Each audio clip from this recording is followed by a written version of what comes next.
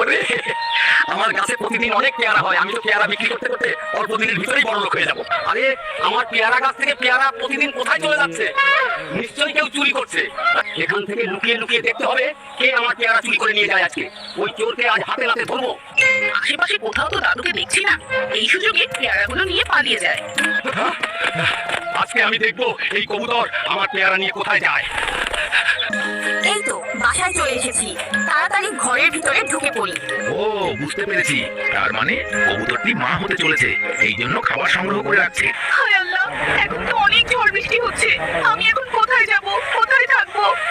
এখন তো অনেক ঝড় বৃষ্টি হচ্ছে, তাড়াতাড়ি গিয়ে কবুতরকে উদ্ধার করতে হবে। কবুতর বন্ধু, আজ থেকে তুমি আমার সাথেই থাকবে, ঠিক আছে? চলো আমার বাড়িতেই চলো। আরে কবুতর, তুমি তো অনেকগুলো ডিম পেয়েছো। তোমার ডিমগুলো দেখে আমার খুব ভালো লাগছে। দাদু দেখো দেখো,